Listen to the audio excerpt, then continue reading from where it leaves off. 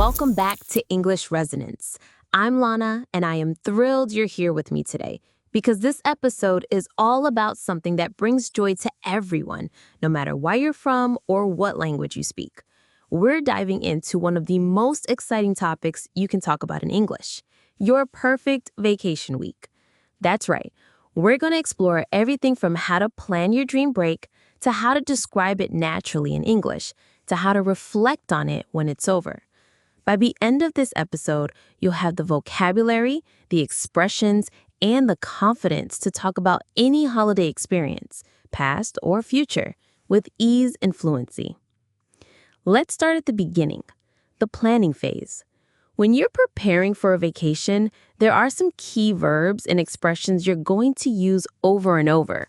Words like book, pack, prepare, decide, plan, and arrange. For example, you might say, I booked my hotel last month, or we're planning a trip to the mountains. These simple actions are the foundation of your story. Don't worry about sounding perfect. Focus on being clear and confident. Say things like, I need to pack my suitcase, or we're arranging transportation from the airport. These expressions are natural and useful in real conversations. Now, once your trip begins, the language changes.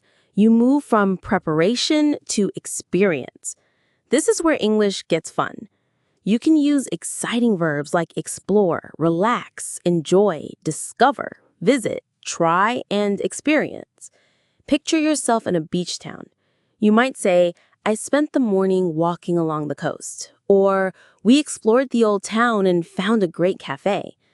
Maybe you're in the mountains. We hiked all afternoon, or I discovered a beautiful viewpoint. These action verbs bring your trip to life, and the more details you add, the better.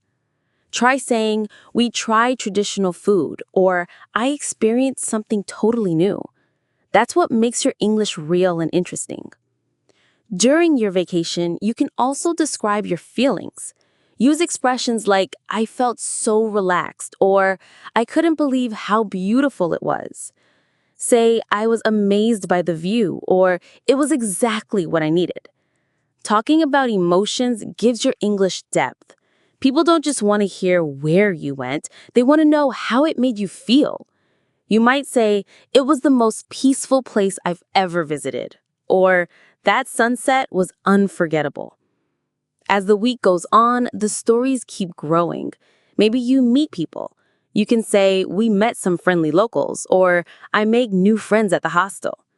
You might join activities, like I joined a cooking class, or we signed up for a boat tour. These are perfect ways to add personality and movement to your English. Then, when the vacation ends, it's time to reflect. You can say, I had an amazing time, or this week was the highlight of my year. If you're coming back home, use phrases like, now I'm back and ready to work, or I feel totally recharged. One powerful phrase is, I'll never forget this trip. That simple sentence says it all. Let me give you a full example. Listen closely. Last month, I planned a trip to the coast. I booked a small hotel near the beach and packed light. When I arrived, the weather was perfect. Every morning, I walked along the water, had breakfast by the sea, and read a book under the sun. In the afternoon, I explored the town, visited small shops, and tried delicious local food. One day, I joined a boat tour and saw dolphins in the water. It was unbelievable. I felt so free and happy. The people were kind, the views were amazing, and I truly disconnected from stress. When the week ended, I didn't want to leave, but I came back feeling calm and inspired. It was the best vacation I've had in years. See how natural that sounds? That's what you're aiming for. You don't need big, complicated words, just clear, emotional, real English. The more you practice this kind of story, the easier it becomes. Here's a tip. Write your own vacation story today. It doesn't matter if it's a real trip or one you're imagining. Use the verbs we talked about. Plan, book, relax, explore, try, enjoy, return. Practice telling your story out loud. Record yourself. Listen back. Get comfortable with your own voice in English. That's how fluency grows, step by step, sentence by sentence. And finally, remember this. Fluency is not about never making mistakes. It's about moving forward even when you do. It's about expressing your thoughts with confidence and connecting with others. Whether you're on vacation or just talking about one, your English matters. You're learning, you're growing, and you're getting stronger every single time you speak. So that's it for today's episode. If you found it helpful, share it with someone who's learning English too. And if you're enjoying English Resonance, leave us a review. It helps more people find us and grow with us.